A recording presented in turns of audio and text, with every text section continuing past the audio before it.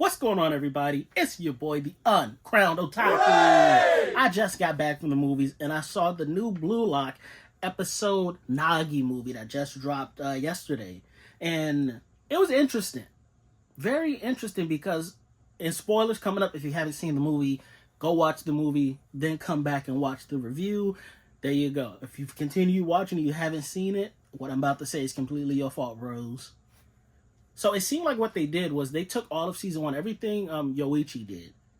We're redoing it, but from Nagi's perspective. Starting from Nagi being in school, not knowing about soccer, Rayo kind of making him play soccer. He really did kind of force his will upon him. Like, Nagi said no, and my homie was just like, no does not mean no to me because I'm filthy stinking rich. We're gonna play soccer together, bro. Put him in the Blue Lock joint. And they actually, for their first practice match, they went up against a powerhouse from their area, and they dominated them. Like, Nagi really is a genius. We weren't expecting anything less, right? But what I found interesting was they wrapped up the entire season one of Blue Lock in a hour and 40-minute movie. And granted, with Yoichi, as we're watching the season, it took 12 episodes because we really saw character development with Yoichi, and we saw every match happening. With this one, they kind of skimmed past a couple matches, and there's not as much character development with Nagi. This whole movie was about Nagi originally not liking soccer, not really enjoying life in general. He thought everything was just such a drag, wish he could just stay at home and play games all his life, did not want to exert himself. And we see from the entire Blue Lock perspective, what was interesting was, you remember how Yoichi, they had to play the it game with the soccer ball? Last person that gets hit with it or touches it and has the ball, it gets eliminated. We saw what happened with Yoichi's crew and how Yoichi was really defending Rayo towards the end. So we got to see a slightly different perspective. Of stuff. And then heading into the actual matches, you can see how their overconfidence starts to bloom. They get I can't remember Zentetsu. I think his name is Zentetsu. They get the fast dude on the team, and their confidence start to become cockiness. They start to become overly cocky. And in Nagi's mind, he's just like, bro, what am I doing here? Just everybody listen to what Rayo says, and we'll get the job done. But then when he runs into Baro, this is his first real experience of soccer's fun.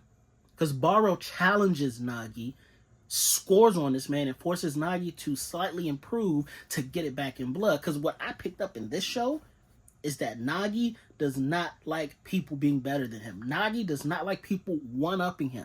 If you get a score on me, I'm finna get a score on you. Nagi really finna one-up the score on you. He said, sometimes I gotta pop out and show hitters, certified boogeyman. I respect that attitude. I don't think Nagi realizes that's what he's doing yet, but that's what I've realized. Because not only did it happen with Baro, in the next match, it's the Yoichi versus Nagi final, and of course, we know how it plays out. But seeing it from Nagi's point of view, they scored the 3 first, and Nagi's like, oh, these guys are boring. They weren't different at all. Guess that's that. I was hoping they could excite me like Baro did. And then when they turn up, that's when you see Nagi. He really starts to become low-key a demon. And towards the end, he's like, Yoichi, I'm going to devour your soccer. Sorry, but this is it for you. And you see the darkness start to just envelop outside of him and envelop Yoichi until Yoichi does that one move, and Nagi just draws inspiration. And we've always wondered, well, maybe not y'all, but me, in the next selection, why Nagi left Rayo. Of course, he says, I want to play with Yoichi. I thought it was just because Yoichi beat him, and he just wanted to play with top-of-the-notch people. But it was actually because Yoichi, low-key, inspired Nagi. He saw that gleaming, brilliant light, and at the end, he was like, this can't be over. I was evolving. This was supposed to be my time. I was going to be recreated. And Yoichi took that from me. So he's going to the person that really started the process of him blooming into a proper soccer player. And then when he leaves him, we get a little perspective from Rayo. What Rayo wanted to say when Nagi left is not what he could say. And then when they met up later, it was too late to wish him well. Like, all of that ish is done. Now it's just blood for blood. We're going tit for tat now. But overall, the movie didn't really do anything new. Except at the end. Stay for after the credits. There's 2 after the credit scenes, which I think might have spoiled some stuff. I gotta watch the last episode again, because the after credit stuff, for what I remember, the last episode of the season, they all, they finished the whole matches, and then they met up with all the other teams that passed the last selection process. And they were announced that they were going to be fighting, on the world stage or something like that, but we didn't know who was going to be on the team.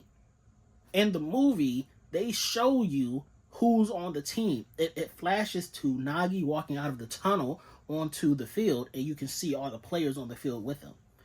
And in my mind, I'm like, did we see that in the season, or did they just spoil something for us?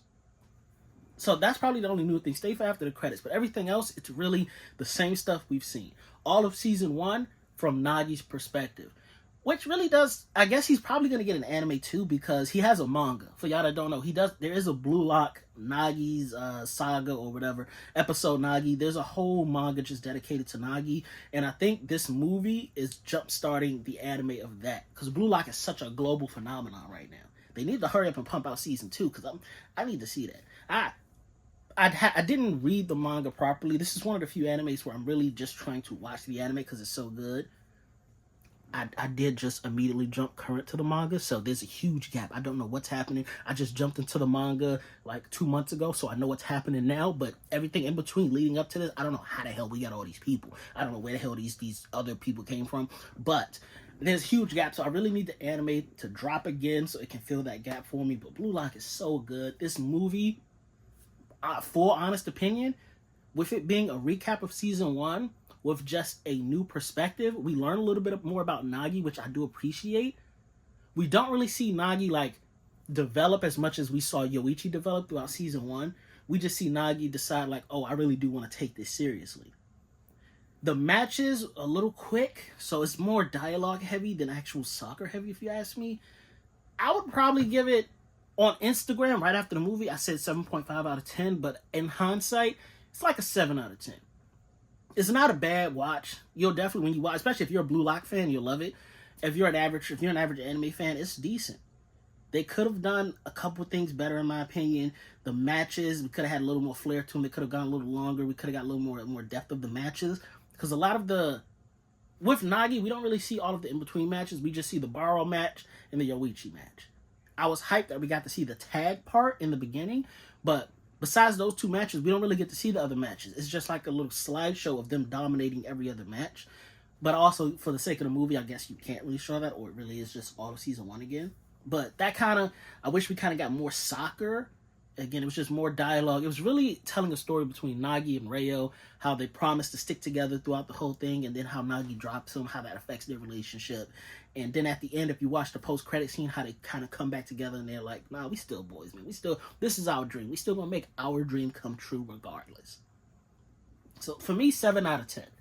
It's right in the middle, solid watch. You'd enjoy it. You won't come back to it though. It's not something you need to rewatch for any reason at all. It's just while Blue Lock's been done for I think it's been a year and a half, maybe 2 years since the last episode. This is just a nice breath of fresh air to remind us Blue Lock is fire. But it really ain't doing nothing different. And if you don't even like Nagi as a character, you probably would hate this movie. No cap. Because it's very Nagi heavy. But who hates Nagi? This dude, he is a certified lazy genius, bro. I love Nagi. I love Yoichi. I love the speedsters. It's a whole thing. I'm getting too much into Blue Lock. But like I said, saw the movie, 7 out of 10. If y'all saw the movie, what did y'all think? Comments down below. Don't forget, if you're new here, like, subscribe, share the video, do all that social media jazz. Uncrowned Kingdom. I've been your boy, the Uncrowned Otaku. That's the fire that keeps the kingdom burning safely, and also it keeps the anime movie industry burning safely as well. You know, we gotta support these movies so we can get more movies and so we can get better movies, because they'll thrive off of our feedback too. You feel me? I've been your boy, the Uncrowned Otaku, and I'll see y'all later, bros. Peace, peace, peace, peace, peace.